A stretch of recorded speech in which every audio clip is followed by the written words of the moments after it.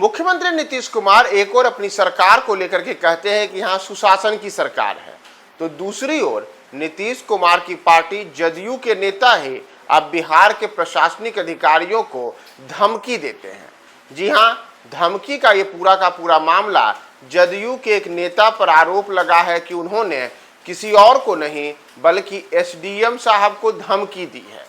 नमस्कार, मैं हूं प्रियदर्शन और आप देख रहे हैं न्यूज फॉर नेशन। और एसडीएम को जदयू नेता के धमकी से जुड़ा हुआ यह मामला बिहार के मुजफ्फरपुर जिले से है, जहां मुजफ्फरपुर जिले के एक जदयू नेता पर आरोप लगा है कि उन्होंने एसडीएम को धमकी दी, व्हाट्सएप कॉल किया और व्हाट्सएप कॉल कर करके उनको अलग अलग किस्म की धमकी दी गई। और इन तमाम चीज़ों के बीच एसडीएम ने आनन फानन में अपनी सुरक्षा को लेकर के पुलिस से गुहार लगाई और उन्होंने थाने में जाकर के जदयू के इस उदंड नेता के खिलाफ शिकायत दर्ज करा दी। तो जदयू नेता पर जो धमकी देने का यह आरोप लगा है और एसडीएम साहब ने क्या क्या और बातें कही है, आइए हम आपको विस्तार से बताते हैं। दरअसल बिहार के प्रशासनिक अमले को हिलाकर रख देने वाला यह मामला मुजफ्फरपुर जिले से निकलकर सामने आया है, जहां मुजफ्फरपुर के एसडीएम पूर्वी अमित कुमार को एक जदयू नेता के द्वारा व्हाट्सएप पर जान से मारने की धमकी देने की बातें सामने आई है। घटना के उजागर होने के बाद जहां पूरे जिले में सनसनी फैल गई है, वहीं प्रशासनिक अधिकारियों में भी एक प्रकार से रोष है कि कोई नेता कैसे प्रशासनिक अधिकारी को जान से मारने की धमकी दे रहा है। और इन तमाम चीज़ों के बीच इस मामले की गंभीरता को देखते हुए एसडीएम ने न कोई देरी की और तुरंत वे सदर थाना पहुंच गए, जहां उन्होंने लिखित प्राथमिकी जदयू नेता के खिलाफ दर्ज कराई है। और इन तमाम चीज़ों के बीच पुलिस भी आनन फानन में एक्टिव हुई और आवेदन मिलते ही सदर थाना की पुलिस ने हरकत में आते हुए आरोपी को पताही से गिरफ्तार कर लिया है।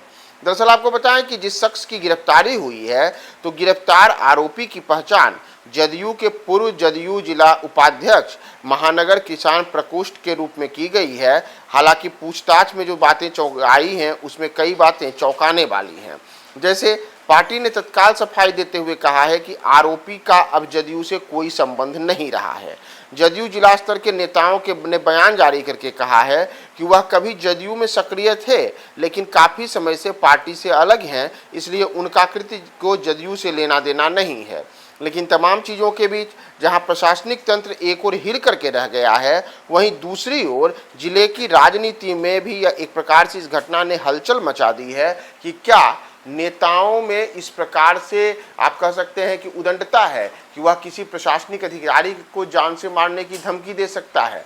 हालांकि जिस नेता को लेकर के कहा जा रहा है कि उनका संबंध जदयू से है, तो वहीं उस नेता के द्वारा इस बातों से इनकार किया जा रहा है। और खास करके जो जदयू है, जदयू की ओर से साफ कहा गया है कि इस नेता का मौजूदा समय में हमारी पार्टी से कोई लेना देना नहीं है। एक दौर में भले ही वे हमारी पार्टी में सक्रिय थे, लेकिन पिछले लंबे अरसे से वे हमारे दल में किसी प्रकार से सक्रिय नहीं हैं, इसलिए उनका जदयू से जुड़े होने की जो बातें हैं यह कहीं से सही नहीं है। हालांकि यह जरूर है कि उनका इतिहास जदयू से जुड़ा हुआ है और मौजूदा समय में भी वे सक्रिय रूप से अलग अलग जगहों पर सार्वजनिक कार्यक्रमों में दिखते हैं।